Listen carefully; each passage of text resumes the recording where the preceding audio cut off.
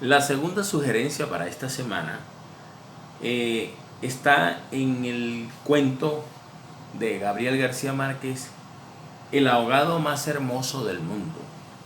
Este es un cuento que estamos sugiriéndoles lean en esta semana, en esta campaña de sugerencias de lectura para la promoción de la lectura. El cuento El ahogado más hermoso del mundo es realmente un cuento fantástico.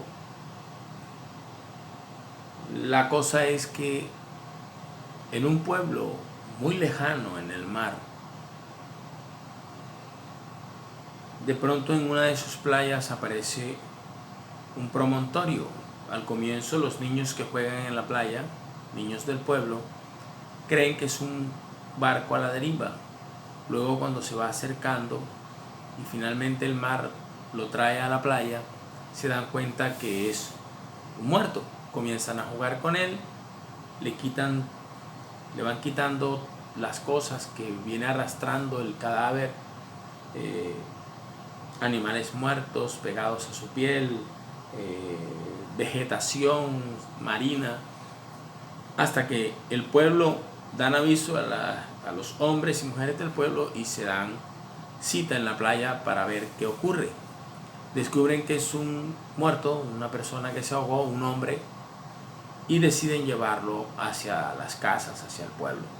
Cuando están allá, las mujeres se encargan de limpiar al muerto, de todo lo sucio, los harapos que tiene puesto, y las mujeres se percatan de que es un hombre grande, fuerte.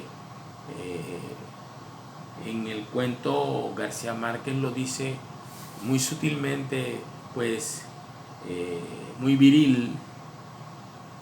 Y finalmente cuando le quitan todo el sucio de la cara se dan cuenta que era un hombre bien parecido, hermoso. Mientras los hombres del pueblo se van a los pueblos aledaños cerca a este para saber si se trataba de alguien de alguno de esos pueblos, que alguien hubiera perdido la vida ahogándose, que era oriundo, que hubiera sido de esos pueblos. Finalmente, a medida que pasa el tiempo, las mujeres comienzan a pensar todas y empiezan a comparar la hermosura, la fortaleza, lo grande que es el muerto, y los comparan con sus maridos. Y piensan que estos pues son unos alfeñiques, que son unos hombres débiles frente a la fortaleza y hermosura y grandeza de este muerto, de este ahogado. Los hombres regresan, traen la noticia de que no, efectivamente no se trataba de ninguna persona de los pueblos aledaños, y finalmente ellos saben que el muerto es suyo. Por esas cosas de la vida le ponen un nombre, dicen que se llamará Esteban, y comienzan a pensar cómo sería Esteban. Al final se dan cuenta que Esteban es bastante grande y que es posible que cuando hubiera estado vivo, imaginan ellos, Esteban se golpeaba con los bordes de las puertas porque no podía pasar por su altura, que seguramente la gente se compadecía de él porque por lo grande. Entonces de pronto dirían, ahí va el tonto grande, en fin. Al final le hacen un tremendo funeral, lo preparan y lo llevan. En ese pueblo era tan escaso el terreno que había, que a los muertos, a los pocos muertos que allí la vida iba dejando, ¿verdad? Los tenían que lanzar por un acantilado hacia el mar para que desaparecieran, pues, y finalmente deshacerse de ellos. Así hacen con Esteban, lo llevan y lo lanzan. Al comienzo piensan en ponerle un ancla para que se hundiera bien profundo y los tiburones se lo comieran. Pero después se encariñan tanto con el muerto, comienzan a pensar que su muerto, que lo sueltan y lo lanzan en el acantilado con la propuesta de que si algún día quería regresar o el mar lo regresaba, ellos lo iban a recibir. El ahogado más hermoso del mundo no es otra cosa que, desde nuestro análisis, desde nuestra perspectiva, desde nuestra reflexión, la reflexión que hemos hecho después de haber leído el cuento que hemos leído muchísimas veces, queremos anotar además. Al final, la gente del pueblo, cuando lanzan el cadáver por el acantilado y finalmente se despiden de su muerto, de su ahogado, deciden que su pueblo, a su pueblo, a sus casas, las van a pintar con colores, múltiples colores, para que se vean hermosas, bonitas, que van a construir casas más fuertes, que van a sembrar flores, muchas flores, para que esas flores reverdezcan y con su colorido, con su faceta multicolor, se pueda decir, cuando los marinos pasen cerca al pueblo, ahí está la fragancia y ahí están las flores del pueblo de Esteban.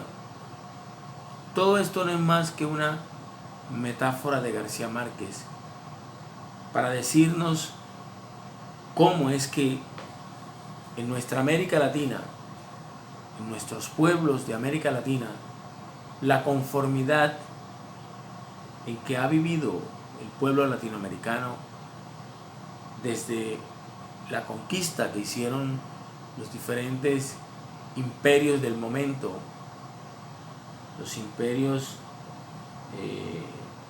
precolombinos, los imperios que vinieron, españoles, ingleses, y se apoderaron de nuestras tierras. Desde esa época hasta hoy, nuestro pueblo latinoamericano ha vivido inmerso en la esclavitud. Antes, la esclavitud que se daba a través de los grilletes y la sumisión y el trabajo forzado de algunas razas, como la raza negra y los indígenas, el exterminio, y posteriormente la esclavitud de las diferentes oligarquías, de las diferentes clases sociales altas que han detentado el poder históricamente en nuestra América Latina especialmente. Ese estado de cosas, como la conformidad en que vive la gente, en que todo es igual todos los días, en que nos conformamos y no avanzamos.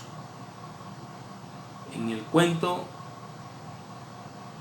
el hecho de que un muerto hermoso, grande y fuerte llegara, hizo que la gente cambiara de actitud, hizo que la gente pensara que la belleza, la fortaleza, la grandeza, ¿verdad? Cuando hablan de grande, no está García Márquez, seguramente no se estaba refiriendo, en términos literarios, no se estaba refiriendo a estatura, estaba haciendo una metáfora, una comparación, un símil. La grandeza de los pueblos está en poder construir día a día un futuro. Y eso es lo que al final la gente del pueblo piensa hacer cuando despiden a su muerto, a su ahogado más hermoso, el ahogado más hermoso que habían visto, admirando su fortaleza, su belleza, su estatura, que en este caso se traduce en grandeza, y deciden. Lo primero que ocurre cuando llega el muerto es que el pueblo se vuelve solidario.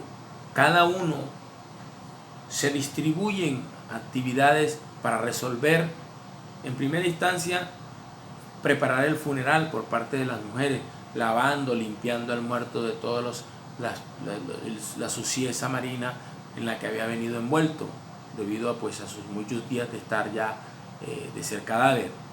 Y segundo, los hombres yendo al resto de los pueblos a buscar información sobre quién era el ahogado, quién era el muerto.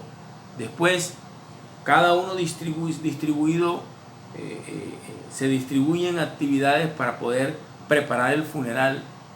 Lo hacen de tal manera, reflexionando sobre el muerto, sobre ellos, en un dialogismo que se produce casi que, podríamos decir que García Márquez en este cuento nos muestra un pensamiento colectivo. Habla de que todos piensan, de que fulanita dice, de que fulanito piensa, de que las mujeres, y es el pensamiento colectivo. El pensamiento colectivo de un pueblo que comienza a reflexionar sobre lo que es, sobre qué son y hacia dónde van, qué han sido hasta ese momento, qué ha sido de ellos, qué no han hecho hasta ese momento. Hay críticas de las mujeres en cuanto a que este es un hombre fuerte, este es un abogado fuerte, hermoso, viril. Nuestros hombres no son así. Finalmente el pueblo se vuelve solidario. Lo primero que ocurre es que el muerto hace que se vuelvan solidarios y en una tarea conjunta desarrollan todo lo que las actividades para finalmente llevar al muerto hacia el acantilado y hacerle un funeral como según ellos se merecía él. Y segundo, les deja una enseñanza y es, tienen que cambiar de actitud y tienen que tomar las riendas de su futuro y de su presente para construirlos y empezar a cambiar. Y comienzan a pensar en cómo hacer mejores casas, cómo construir mejores ambientes, cómo sembrar flores para que la gente que pasa, los viajeros marinos, piensen, ahí hay un pueblo, ahí hay una posibilidad, ahí hay un pueblo que está construido, al que tenemos que ver, al que tenemos que admirar, al que tenemos que conocer. Entonces, García Márquez, a través de este cuento, el abogado más hermoso del mundo, nos muestra una de sus visiones, sobre todo lo crítico que fue García Márquez en cuanto a lo social en América Latina. Un cuento escrito en 1967, cuando García Márquez acababa de publicar 100 años de soledad, novela que lo llevaría, junto con toda su obra, a ganar el Nobel de Literatura en 1982. Nuestro gran colombiano, Gabriel García Márquez, Gabo, con el abogado más hermoso del mundo. Un cuento bien escrito, un cuento narrado por un narrador omnisciente que lo sabe, que lo presume y que lo describe todo. Uno de los cuentos del realismo mágico de nuestro gran Gabo, que hoy estamos sugiriendo, segunda sugerencia para esta semana en cuanto a lectura se refiere. Aquí a través de nuestro canal en YouTube seguiremos en la promoción de la lectura y hemos escogido el relato y el cuento porque nos parece que el cuento es la mejor manera de ir adentrándonos en el mundo de la lectura. El cuento es breve, es conciso, su estructura en pocos párrafos nos dice mucho, además que muestra la genialidad de los creadores de los cuentos, de los creadores, de los cuentistas, su creatividad, su genialidad para decirnos cosas a través del lenguaje literario. Una vez más, bienvenidos a mi canal de cine y literatura, Orlando Barros García. Y volvemos a hacerles la invitación de que nos sigan a través de nuestras redes sociales, Twitter, Instagram y a través de la plataforma de Spotify con los podcasts de Orlando Barros García. Ahí estamos haciendo en el formato de audiolibros la lectura de los textos que hacen parte de nuestro libro La Aldea Tomada, Opinión y Ficción, el cual ya pueden encontrar en la plataforma de Amazon Libros y pueden adquirir por un módico valor de $6.9. Prontamente estaremos publicando otro libro, Relatos y Textos de la Aldea, nuestro también, de autoría nuestra, en la misma plataforma de Amazon Libros. Hasta una próxima oportunidad.